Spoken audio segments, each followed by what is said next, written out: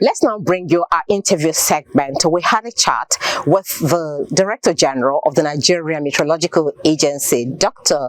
Mansour Baku Batazu. He spoke to us on a number of things, including the causes of flooding this 2022, the early warning signals, and possible solutions to the menace. Hear him. So we do know that in line with your mandate, you usually every year give this early warning signals when you give the rainfall predictions for the year, which you also did this year. So, but from what we are observing, especially from the reports we got from Nimet, the latest report is that about 300 persons have already died. Yeah, more than that. And we know that from your prediction, rains will continue for another period to come. So, judging by that, would you say your warnings are being heeded? Actually, thank you very much. As you mentioned earlier, we issue out this forecast as early as February, which gives more than 4 or 5 months lead time for various MDAs and relevant institutions to hit to this and also implement their advisories into planning purposes.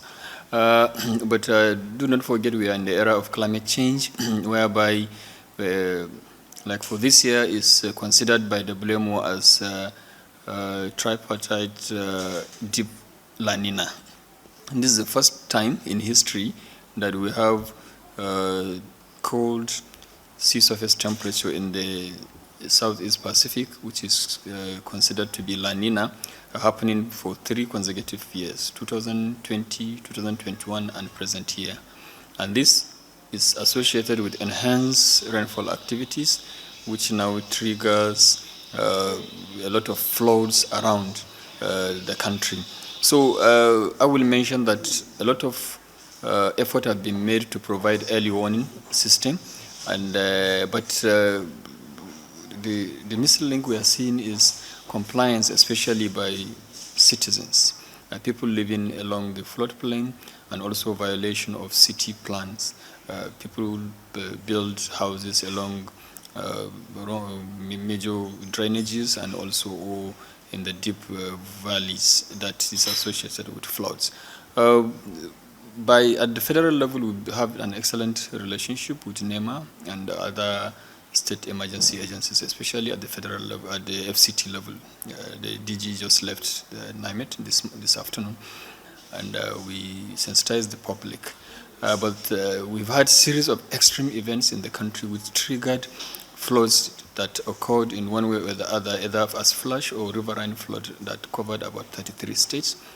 And the counting is still ongoing. As at present, we have over 370 dead cases. So early warning provided as early as possible, but which requires early action. And it is the delay in some of these mitigative and adaptive actions that cause a lot of some of these damages we have been seeing. So what would these actions be, really mitigative actions? What were expected of these stakeholders, particularly at the state government levels? Yeah, actually at the state government level is to integrate this focus, and this focus comes as high impact based, telling the public what the weather will be, what an extreme event will be, and what are those measures, and what will be the intensity, even beyond what it will be, the intensity and what it could trigger in terms of impacts, either as flood, either as a dry spell or strong storm, or any other extreme events. So we provide advisories, and these advisories also entails on first to sensitize the citizens living in vulnerable areas, and then also moving away from danger zones, and also for medium-term scale also integrating some of this in city planning and also in most of our construction activities, like construction of drainages and roads also should take cognizance of the prevailing meteorological information, because the weather and climate is behaving, has reached a certain inertial physics level. It's no more business as usual. So therefore we must integrate the knowledge of weather to be able to provide what we call climate smart infrastructure in terms of building roads, in terms of even our houses. It needs to withstand with the prevailing extreme events. They have practiced this in Asia, and it is really working. that most of their infrastructure is adapting to the vagaries of weather and climate. So a lot of sensitization being done at the federal level, but the states are not consuming and assimilating and condensing and getting this information related to the users who are living at the community and local government levels. In the normal circumstances, we need to have what is called local emergency management, either associations or a team at the local government level that is getting this information on real time. We just spoke with NEMA last few hours, and they revealed to us that every day in the last 6 weeks, they've been getting 50 to 70 flood episode alerts from the country. So that means, and we can see from the soil moisture content, there's a lot of water in the soil, and then a lot of the rains are at their peaks now, and we have a lot of rainfall activities. And all the dams that also triggered other riverine flooding have opened their gates. Even the Cameroonian dams also have opened their gates. Kainji, Jeba, they have just opened last 2 days. And we have a lot of water accumulating within the riverine areas. So this entails on a lot of coordinated, what we call integrated flood management system, whereby we have all the forecasted agencies like NEMA, Nimet, and NISA, and also the enabling agencies such as NOAA and other ministries, and also state government level, to be able to evacuate people to safer grounds, and then also provide shelter and other palliatives also for the affected areas. So far, has any evacuation been made at any state? Yeah, actually, I'm sure many state government, I've seen some governors going around inspecting the level of damages, but that goes beyond our mandate. Our mandate mostly is providing the forecast and then also monitoring to ensure that the users of the forecast understand the concept. So we involve them in the whole process, in the value chain as stakeholders. But also the other component you have mentioned lies with either state government or state emergency management agencies. But I know for NEMA also they respond to requests from state governments. But this at times takes time because it requires some inventory and some fact-finding visits.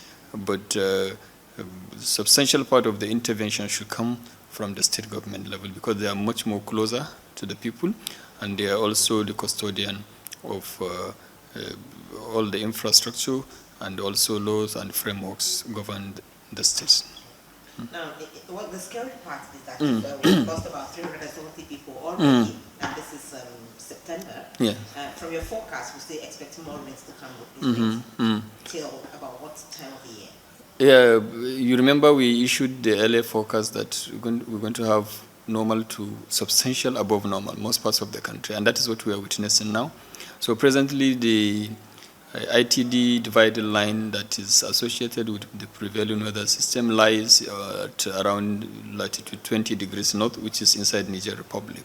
So, and that is why the weather active zones lies in the northern fringes and some parts of north central. We have seen in Abuja last 48 hours, it has rained consecutively for more than 20 hours. And this will prevail in the next 3 to 4 weeks. And then the rain will now concentrate in the north central and then move to the south.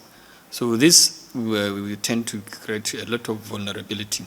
So more rains are coming in terms of rainfall activities and also the the riverine, also the opening of the dams. The soil is already saturated, and then dams gates are being opened.